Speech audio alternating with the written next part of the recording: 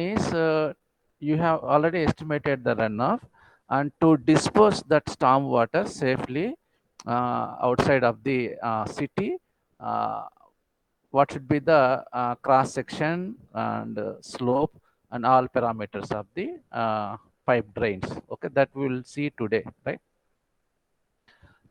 So this is a broad coverage of theory and practice of open channel hydraulics uh, in planning and design of storm water channels and conduits that convey storm runoff resulting from rainfall or urban catchment, right?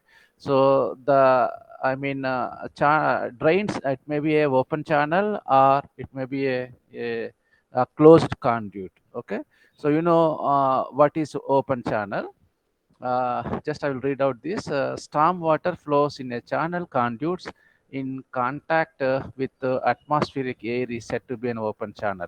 Okay, what's the difference between the open channel and the flow through a closed conduit is the pressure in a flow through a closed conduit is above the atmospheric pressure.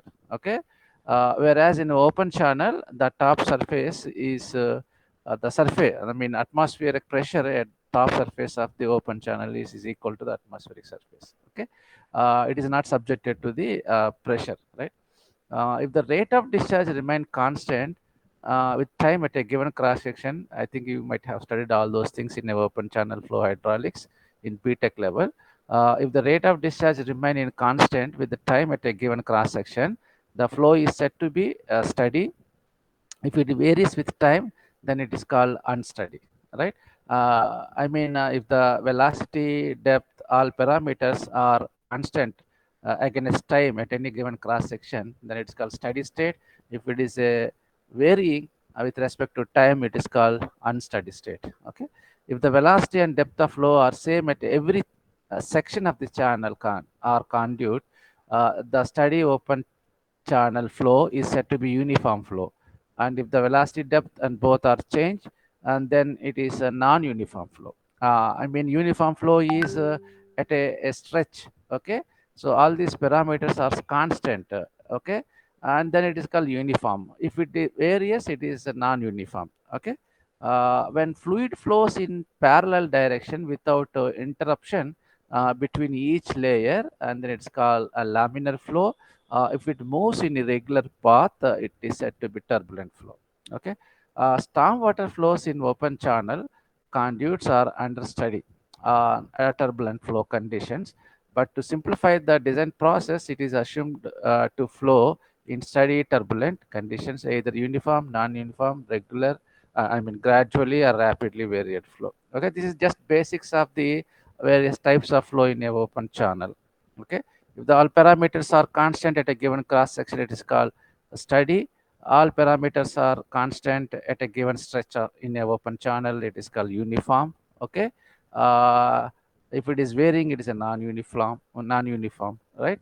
And what is a laminar flow and turbulent flow, right? Okay, there are a few formulas. Let us remember these formulas. Flow formula which are applicable in design competition of storm channel conduit. One is a Reynolds number.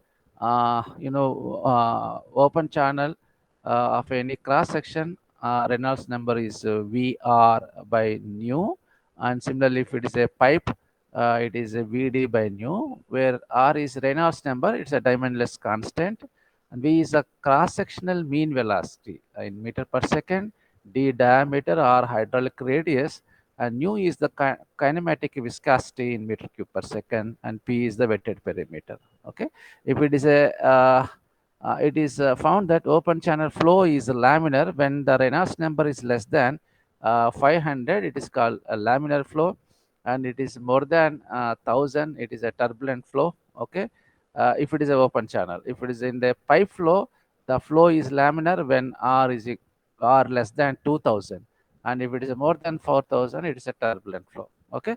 Why we need this calculation is once you design the open channel, and you have to check whether the flow is laminar and or turbulent. Okay.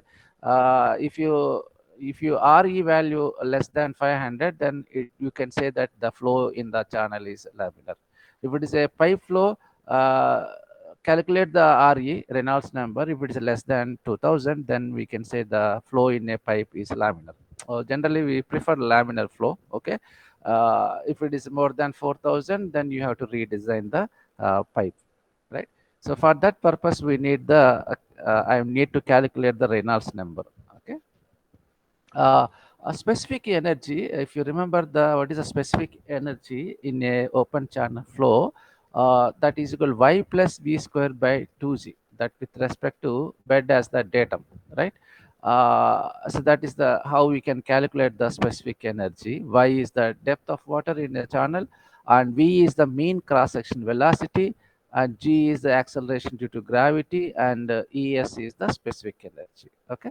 uh, and then Froude number. Froude number V by GDM all to the power of 1 by 2. Uh, V is the mean velocity, DM is the hydraulic mean depth in meters, and G is the acceleration gravity. I will tell you what is the, what, why you calculate the specific energy. The critical flow is the general equation for the critical flow is Q square into B by GA cube is equal to 1. Okay. So this is for a fixed discharge. The specific energy is minimum at a critical depth. Okay. So remember this statement: for a fixed discharge, the specific energy is minimum at a critical depth. Okay. For all other values of specific energy, there are two alternative depths. One is subcritical depth, when the flow depth is greater than critical depth, and other is the supercritical depth, when flow depth is less than the critical depth. Okay. In steady uniform flow, the flow depth is known as a normal depth. The slope at normal depth is said to be mild slope. At critical depth, the slope is said to be critical slope, and at supercritical depth, the slope is known as a steep slope. Okay, just if you once you read again a textbook, you can easily understand what is the concept of critical energy, alternative depths, right? All those things. Okay. Manny's equation, and this equation is used to calculate the velocity in a velocity of flow in meter per second, where R is equal to hydraulic radius, S is hydraulic slope in meter per meter, and Man's coefficient is N, and P is wetted perimeter, A is area of cross section, and Q is discharge. Okay. In general, this is very popular equation. It is used for calculation of the velocity in a channel. Okay. And if you want to calculate the Q discharge, that A into V. Okay, just substitute A here, then you'll get the Q. Okay. uh, right. While choosing the stormwater pipe, so how do you select the pipe? Okay. Diameter, how do you choose the pipe diameter? So minimum required diameter is computed. Okay. And the next larger commercial available pipe diameter is selected. Okay.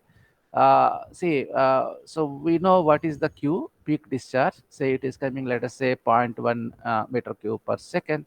Okay, that is the peak discharge. So to dispose this discharge, and then we will design the pipe.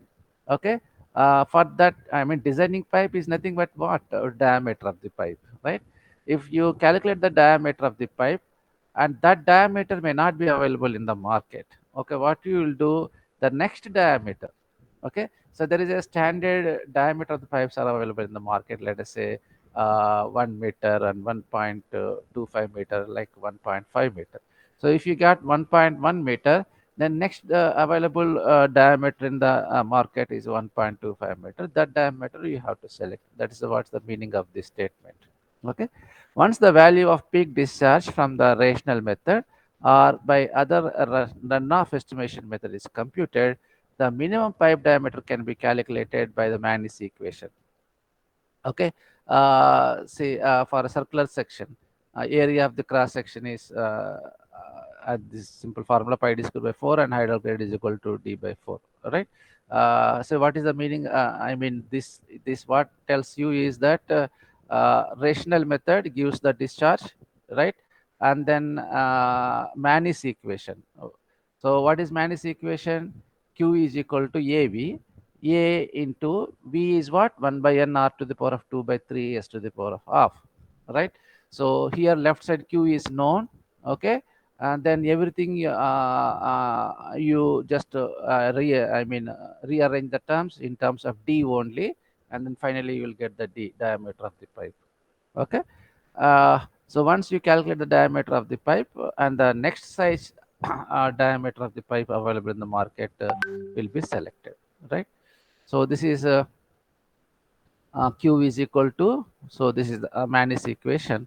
So D is diameter of the pipe, Q is discharge, right? So in circular conduits, maximum velocity occur at 0.1 meter depth, and the maximum discharge occurs at 0.95 depth. Okay. So to keep the maximum discharge, it is recommended to design the storm channel conduit at zero point 0.1 meter depth of the channel conduit. Check that fluid number not fluid number may not exceed zero point 0.8 in order to maintain subcritical flow. So always the fluid number should be less than zero point 0.8, that you have to check, right?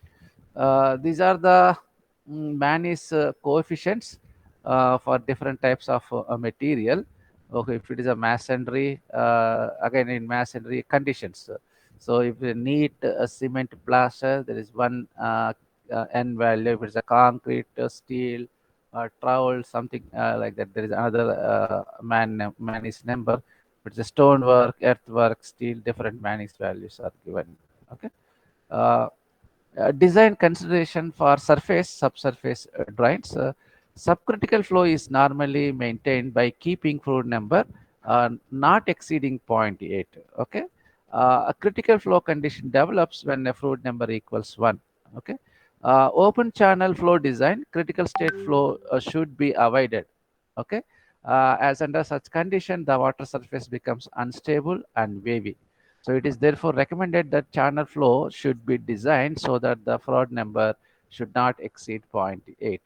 Okay, and preferably self-cleansing velocity as recommended in this table.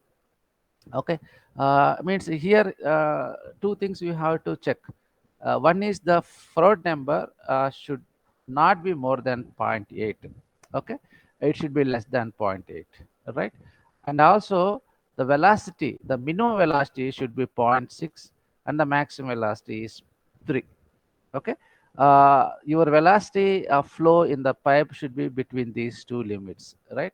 So why? The reason is that if you can maintain the velocity of flow in between these two, there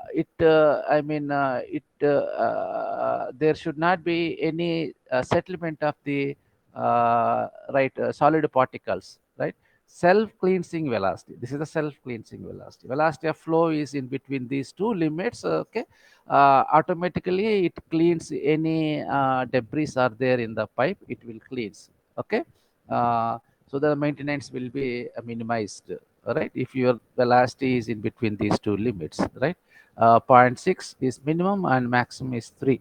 At the same time, your fraud number should be less than zero point 0.8 also. Okay. Permissible limit of velocity in a storm conditions. There is a formula given by Shields formula. So this is the formula. Uh, so this formula is being used to calculate the permissible limit of velocity in a storm conduits pipes, right? Uh, Freeboard, there is another term. If it is a open channel, the vertical, what is the freeboard? The vertical distance from the water surface of the design flow conditions to the top of the channel. So the importance of this factor depends on the consequence of overflow of the channel bank. A freeboard should be sufficient to prevent waves. Okay, super elevation changes or fluctuation in water surface from overflowing the sides, and these are recommended values for freeboard. If the drain size beyond 300 mm bed width, then freeboard should be more than 10 centimeter. If it is between 300 mm and 900 mm bed width, then freeboard is a 15 centimeter. If it is between 900 and up to 1500, then it is 30 centimeters. Okay. For larger drains, the freeboard shall be higher, up to 90 centimeter, depending upon the discharge. For storm channel, freeboard is not defined, as the storm water conduit are supposed to run full. Okay. Uh, so this is the IRC code is there, right? And the curves and bends in a drain. So curves and bends are sometimes unavoidable in a drain alignment. The complexity is design arises due to increase in frictional losses along the curve that cause serious local erosion due to a spiral flow motion induced by the centrifugal force, which is very pronounced and irregular in the bed. So therefore, in order to reduce the super elevation of the water surface that occurs due to the difference in elevation of water surface between inside and outside wall of the bend at the same section, and maintain the freeboard. A minimum radius of curvature of 3 times the width of the drain should be provided in horizontal curve. So generally, curve should be avoided in case necessary. The curvature should be 3 times the width of the drain. Okay. Benching should be provided at the bend to minimize the sedimentation at the inner side of the bend. Right? So these are some guidelines. If there is any curve, what should be the curvature? Okay, and junction sump for storm water drain section. Okay, so there is a junctions when two drains meet at a point, that is called junction. Okay, and there we will provide a sump also. Okay, a sump of sufficient height shall be provided where drains converge or intersect. The minimum internal width of the sump shall not be less than the 2 times the width of the drain. Okay, leading away from the sump. Okay, drain shall enter the sump at angle less than the right angle and at different levels wherever possible. Okay, the inward level of the downstream drain shall be lower than the inward level of the sump. Okay, so that no stagnant water will collect in the sump. These are the some guidelines when there is a junction and sump. So what is that? The minimum internal width of this sump shall not be less than 2 times the width of the drain. That is the one guidelines. Okay, and the drain shall enter the sump at a right angle. At an angle less than the right angle. It should not be meet the sump at the right angle. So the angle should always less than the 90 degree. Okay, and regarding in levels, the inward level of the outgoing pump should be less than the inward level of the sump. Okay, so that is obvious. Otherwise, flow there should always there will be some water will be there in the sump. Okay, so to drain off every water drop of water collected in the sump, your outlet drain should be less than the inward level of the sump. Okay, the hydraulic efficiency channel section. Okay, I think this also you might have studied what is the efficient section of different shapes. uh, so what is the efficiency means that it conveys of channel section of a given area increase with decrease its perimeter. Okay, so if the perimeter is the conveyance of a channel section of a given area increase with decrease its perimeter. Hence, the channel section having the minimum perimeter for a given area flow provides the maximum value of conveyance. That is the conditions. Okay, uh, for a is same. If A is same, so your shape of the design should be minimum P. If minimum P is there for a given cross section area, it conveys more flow or discharge. Okay, so with the slope, roughness coefficient, and area flow fixed, so the minimum perimeter section will represent the hydraulically efficient section. Okay, hope you got my point. For a given cross section, the most efficient section is which has a minimum perimeter. Okay, so other things are fixed. The slope, roughness, and other things are fixed. Okay, so this channel section is also called the best section, right? So these are the for if it is a rectangular, okay, uh, area is 2 by 2, where by is the most depth. Okay, so this is the proportions of some most efficient sections. Okay, wetted perimeter is 4 by 4v. Width should be if it is a most economical section, rectangular section, width is equal to 2 times the depth. Okay, hydraulic radius is equal to depth by 2. Okay, top width is should be equal to 2 times the depth.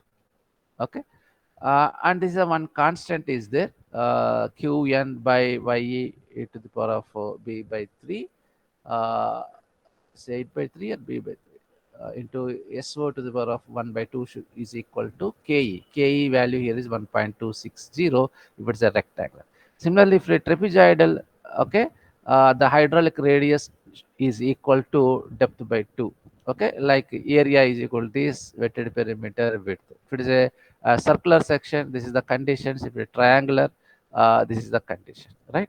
Where what is qn is the discharge, so is the bed slope, y is the depth of flow for most efficient section, and e subscripts denotes the most efficient, right? So I hope you understand what is the, if your width of the rectangular channel is equal to 2 times the depth, then it is called most economical section. Okay, similarly this, right? See, just one example I will show you. Design the most efficient trapezoidal section for the following design parameters. Discharge is 20 meter cube per second. Slope is less than 0.003. Man's coefficient 0.013. Depth of flow is less than 3 meter. Okay. So as per what is the efficient trapezoidal section? Okay. So if you see the condition is this is equal to 1.260 if it is a rectangular. If it is a trapezoidal, it is 1.091. Okay, so here it is a trapezoidal one. So therefore, that as per that table, this value should be equal to 1.091. Then you substitute what is qn. Qn is given 20, y is given 3. Okay, and s is given 0.003, right? And then if you substitute all those things, then you will get the y value. No, you will get y is equal to 2.88 meter. Okay, therefore y is less than zero point 0.3, hence it is okay. That is the one conditions we are checking. Okay, and then hydraulic radius r is equal to y by 2. Okay, therefore 2.88 by 2 is equal to 1.44 meter.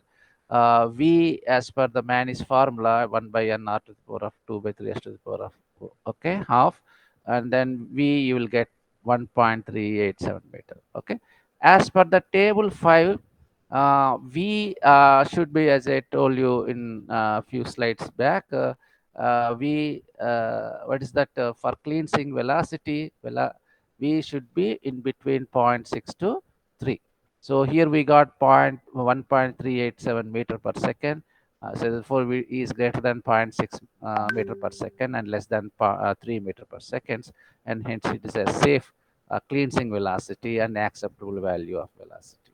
Okay, this is one example. Another example is uh, an open triangular channel of V shaped with each side inclined at 45 degree to vertical. It carries a discharge of 40 liters per second, right?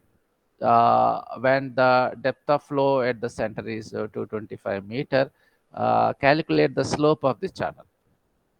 Okay, Discharge is given, minus constant is given, so that theta is given. Okay, triangular section, the depth is given to 0.5 meter. Okay, as per the table, the constant is this is 0.5. So substitute all those things. Okay, and solve the S. Okay, okay. So hope I think you understand this problem. Okay, the problem here is you have to calculate the longitudinal slope of the channel. Okay, so you know the most economic cross section of the triangular channel, this constant should be equal to zero point 0.5. So qn is given, y is given, s is unknown, then you can calculate the s, right? So this is another example. Find the most efficient section of rectangular channel to carry 300 lps when the bed slope is 1 in 1000. Okay. Say that what's data is given, q is given 300, slope is given 1 in 1000, minus coefficient is given 0.013. So as per the table, most the condition for most economical section, if it's a rectangular channel, is 1.260. Okay, so substituting q and then slope, then you will get here y is unknown, you will get the y is 0.14418. Okay, so as per the table, we know what's the area of the cross section, 2y square.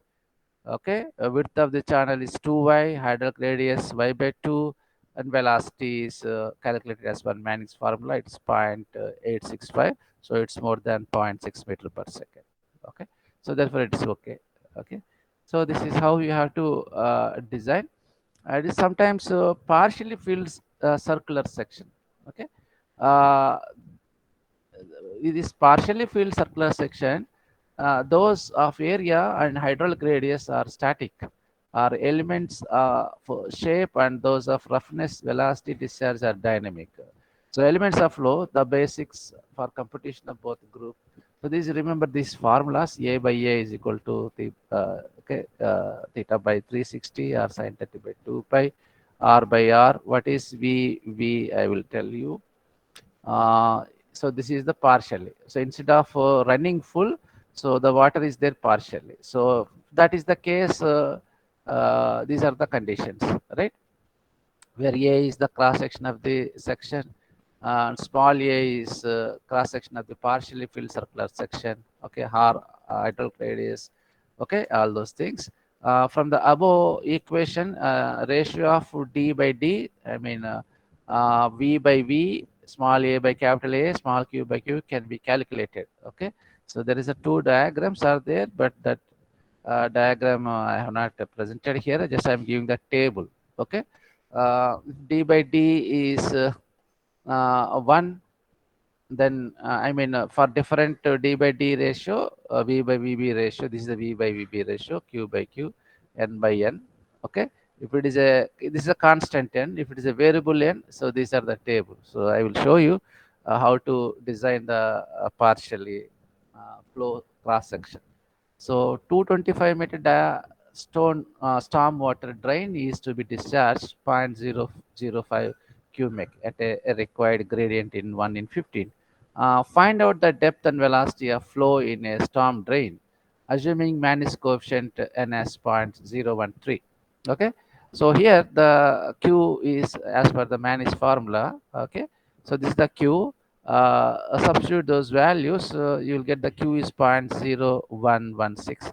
So it's actual Q is means running full. If the discharge full discharge is 0.0116, but it is 0.005. It is means partially running. Okay, so therefore you calculate the velocity. Velocity is full velocity. I mean v is equal to q by a. Okay, then it's 2.292. Okay, so discharge through the drain when flowing partially full.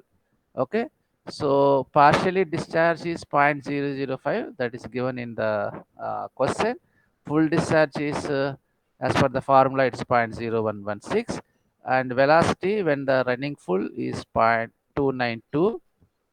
Okay, And now we know the ratios. For different ratios, we have constants are there.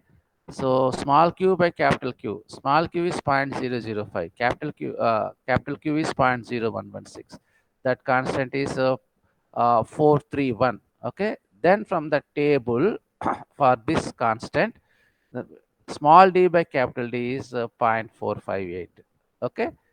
Small v by capital V is 0.959. So therefore, small d by capital D is 0.458. So therefore, what is small d? Small d is 0.458 into capital D. Capital D is uh, 0.225. Okay. So that is given 0.225 meter diameter. So therefore, small d is 0.103. Okay. Similarly, small v by capital V is 0.959. Then for small v is equal to 0.28 meter per second. Okay. So this is how we can calculate when it's not pipe is not running full. If it is partially water is there, so then you can also calculate what is the velocity if that is the case, right? Oh, this is the final output. So if you zoom it and see what are the different this you have to fill. Say for example, in Kakinada city, you are designing the stormwater drainage system. Okay. And then what you do, you divide the entire city into number of sub areas. Okay. And then in each area, let us say area sub areas, A, B, C, D. Like in A, you know the area, and you calculate the what is the storm design storm. Okay. As per the your written period. Okay. And then you can calculate the discharge using the rational formula. Okay. And then you can design the pipes to dispose that volume of discharge. Okay. And then you just fill this table. So this is the drain number 1. Okay. And then what is this? uh, which street? Okay. and and then this is a location of drain. So this is a street as a manhole from and manhole 2. Okay. And the tributary area. Okay. uh, this area is hectares increment, point 6 point 7 impervious factor. Okay. Point 2 impervious factor, and this is 100% impervious factor. And then you calculate the time of concentration. Okay. Time of concentration TC. And then a time of flow in drain TF, and the total time TC plus TF. Then for that, what is the intensity of the rainfall? Okay. Then what is the runoff coefficient for each drain number, right? And then what is the discharge? Okay. And then what is the this is the peak discharge using rational formula. And then what is the flow, convert this into liter per second. Okay. And then design what is the diameter of the pipe, what is the slope of the pipe, and what is the capacity of the pipe, and the velocity, full velocity, actual velocity. Okay. Length of the length of pipe in meter. Okay. What is the fall is slope. If you know the slope, then you can calculate the fall, right? It is a 10 centimeter fall or 20 centimeter fall, like that. And then profile also. A drop in manhole, a groundwater elevations. What is the upper uh, upper end, okay, elevation. That is the lower end elevation. Okay. It is inverted elevation, the upper end elevation and lower end elevation. For each drain number, we will fill this table. Okay. Similarly, for second second area, same.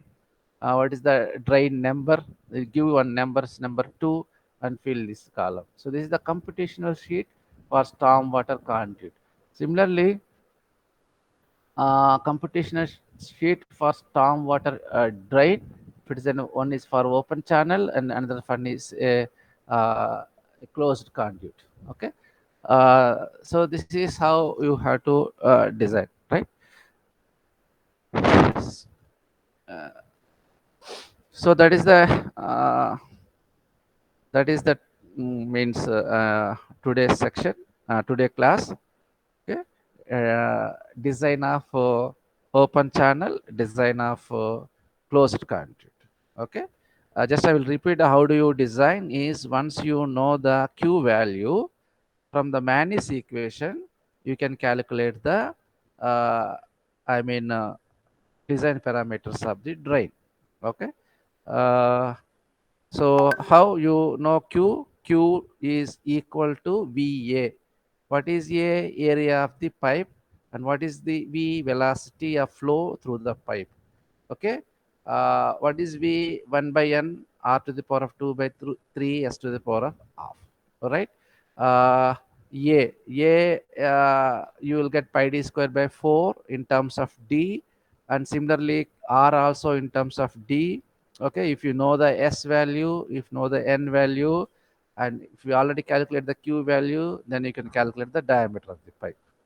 Okay, once you know the diameter of the pipe, and for a different the economical section, if it is a trapezoidal, we know the conditions, different conditions are there, right? So from that conditions you calculate the what is the width of the pipe and perimeter, all those things, and also check various conditions like velocity should be in between zero point 0.6 to 3, so in order to maintain cleansing velocity, and also the Froude number should be less than zero point 0.8. Okay, if it is more than zero point 0.8, it's a supercritical flow. So Reynolds number also, if it is a open channel, uh, Reynolds number should be less than 500, and if it is a closed conduit, Reynolds number should be less than 2000 to maintain the laminar flow.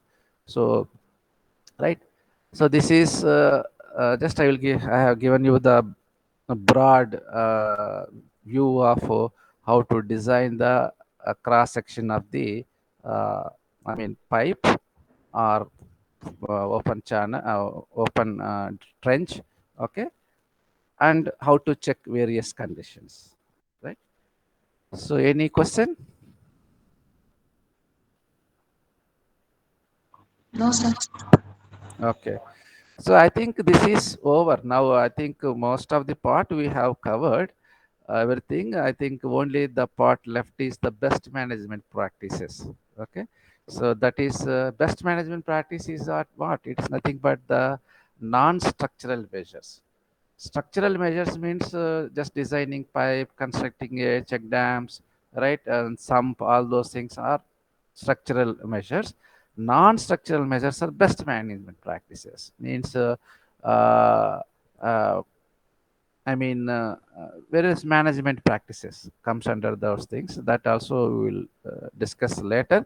I think now by this time you have a overall view of how to design the storm water drainage system.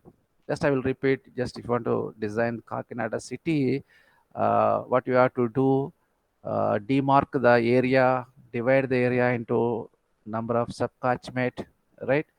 And then analyze your rainfall data, take the last 30 years rainfall data, right? And depending upon the land use cover in the city, take a appropriate return period. Okay, and construct the idf curves. Okay, and then you just for each sub catchment you calculate the time of concentration.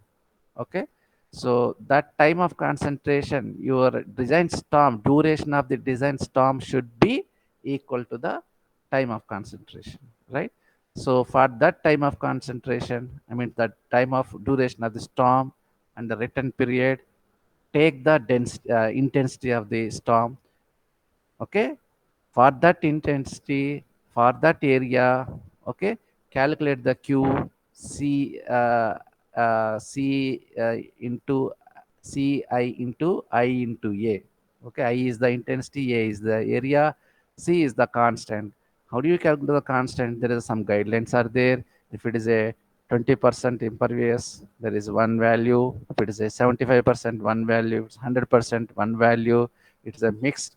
So there is another formula is there. Okay. Once you calculate the Q value and then using the Manish formula, then you can design the diameter of the pipe. Okay. And then you have to do some, calculate the diameter and check the velocity. If it is not, velocity is less than 0.6, you redesign it. You increase the slope or decrease the slope. If it is more than 3 meter is coming, and you can change the slope, right? So, but our condition is we should be between these two limits. Okay. That's trial and error. Okay. So, and then once you did all those things, fill this table, right? So this table is for it gives the entire details whatever you have calculated so far. You fill this table. So that is for each table. Suppose if you have a say for example 15 drains are there in a city. For each drain you fill this table. Okay. So this is I think this is over. But I will discuss manholes and inlets, outlets, all those things in next class, and best management practices also. Okay. Uh, any questions if you have, you can ask. You can also go through some literature available in the internet, right? In journal papers. Right? Hmm? Is it okay? Any question? Any question? No?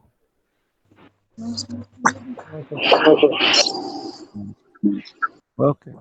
So then I will close the okay class today. Okay, sir.